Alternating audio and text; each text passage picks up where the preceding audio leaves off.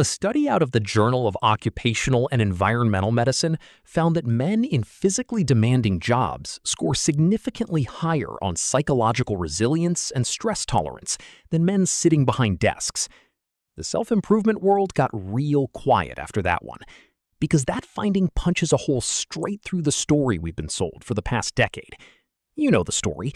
Get the degree, land the office job, climb the ladder, become the best version of yourself. But behavioral psychology keeps pointing somewhere else entirely, and the gap between what we're told builds strong men and what actually does is wider than most people are comfortable admitting. So here's the real question on the table. What does working with your hands actually do to a man's psychology? That's what this video is here to answer. You're about to learn 7 psychological differences between men who do blue-collar work and men who work white-collar jobs. These aren't hot takes or cultural stereotypes. They're behavioral patterns with research behind them. And whether you work a trade, sit in an office, or somewhere in between, at least one of these is going to feel like it was written specifically about you. Psychologists call the concept behind all of this embodied cognition. The idea that your brain doesn't just live in your skull, it develops through what your body physically does in the world. Most people assume mental strength is built through reading, journaling, or mindfulness apps, but research from psychologist Lawrence Barsalou at the University of Chicago found that hands-on, physical engagement with your environment directly shapes how your brain processes problems, manages stress, and builds a sense of self. The work doesn't just build your body, it builds how you think.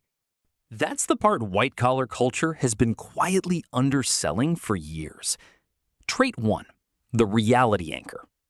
Blue-collar men develop what psychologists call a grounded problem-solving style, trained by their environment to deal with problems that have immediate, physical, undeniable consequences. If a pipe bursts, it bursts.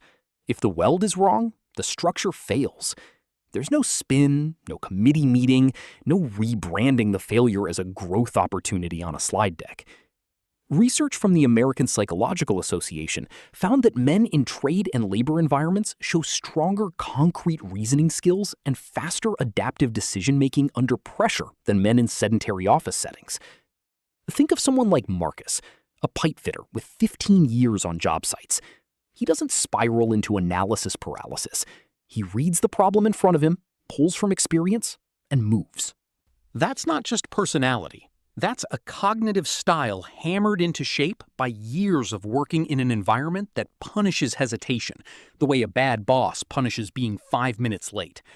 And here's where it gets interesting. That same environment does something very specific to how these men handle stress. Trait 2, the pressure valve. Blue-collar work creates a built-in physiological stress release that white-collar environments structurally deny.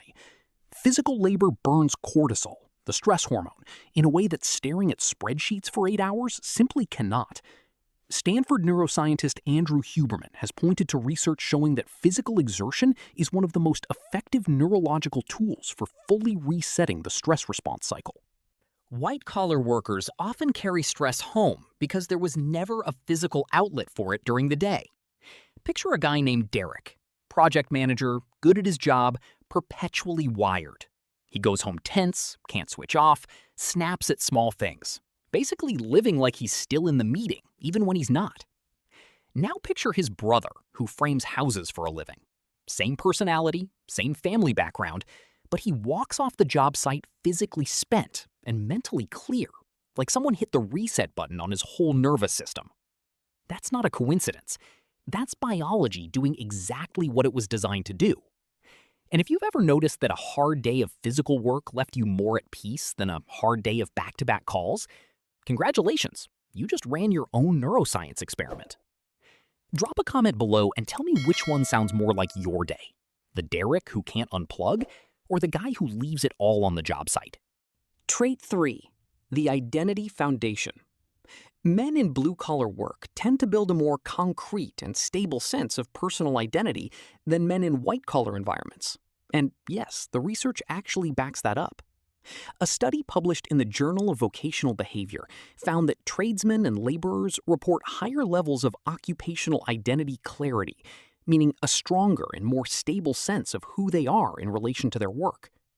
White-collar roles, by contrast, often involve abstract outputs, reports, strategies, decks, that are harder to tie directly to a personal sense of real capability. When a carpenter finishes a house, he can stand in front of it. He can point to it and say he built that. It exists in the world because of what he did with his hands.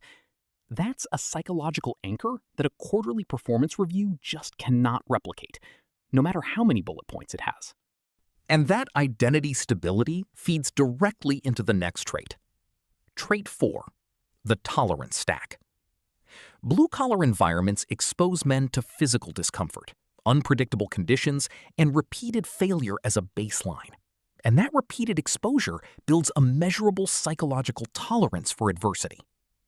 Psychologist Martin Seligman's research on learned resilience at the University of Pennsylvania found that repeated exposure to manageable hardship, what he calls stress inoculation, dramatically increases a person's capacity to handle future challenges. Blue-collar work is stress inoculation by default. You show up when it's freezing. You keep working when it's loud, dirty, or your back is already arguing with you about your life choices. You figure out problems with your hands when the plan falls apart and nobody's coming to fix it for you.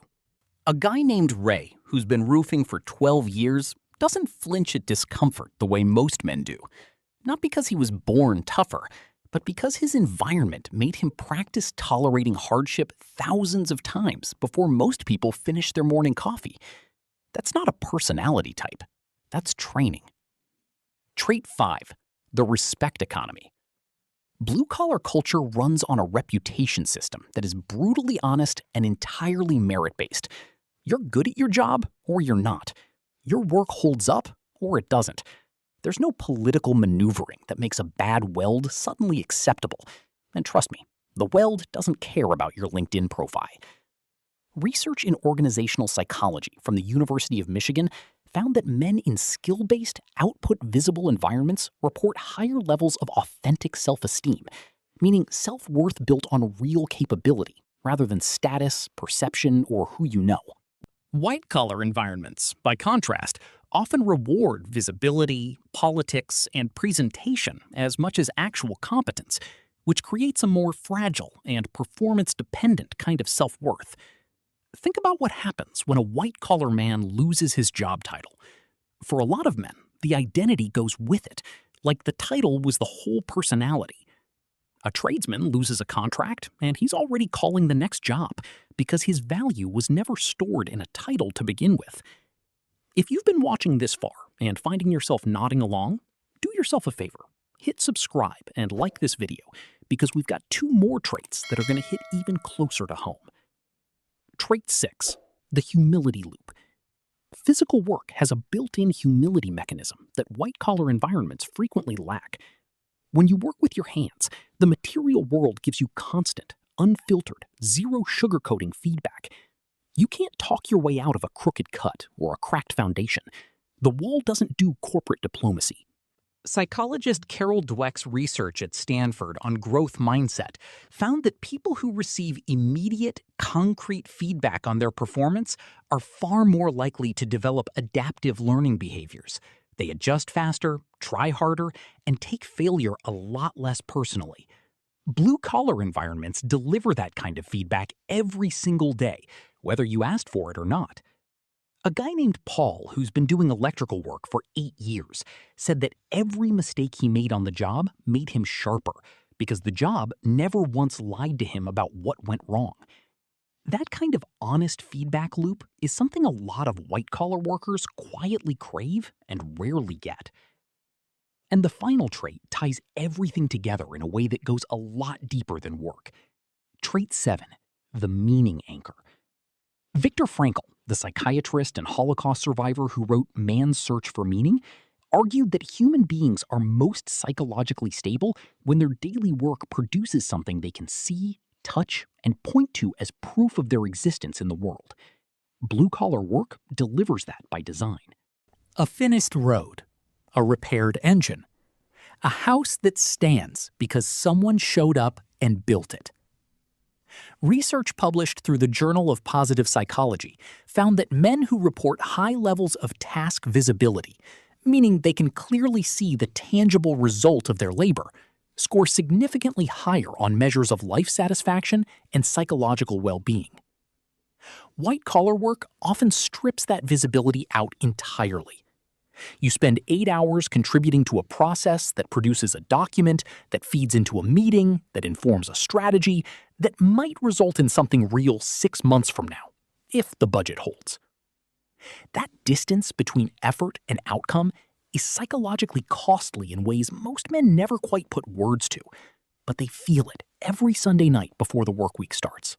Here's how you apply all of this, starting right now. Start this week. Pay attention to how much of your daily work produces something you can actually see or point to, and find one task outside of work where the result is physical and immediate. Over the next month, build in one form of hands-on challenge into your routine, whether that's a home project, a new skill, or a physical training goal. Long-term, think seriously about where your sense of identity is stored, and make sure at least part of it is anchored in something you built, fixed, or created with your own effort. Here's the deeper truth this whole video has been working toward. The debate between blue-collar and white-collar was never really about income or social status. It was always about where men store their sense of self. The man who started this video standing in front of a job site with grease on his hands and a straight answer to every problem isn't less sophisticated than the man in the corner office. In a lot of ways, psychology says he's more grounded. And the question this video leaves you with isn't which path is better, it's this. When everything external gets stripped away, what does your sense of self actually rest on? Because the answer to that question determines everything. If this video made you think differently about the men who build the world with their hands, share it with someone who needs to hear it. And if you haven't subscribed and liked yet, now's a good time, because this is exactly the kind of content we put out every week.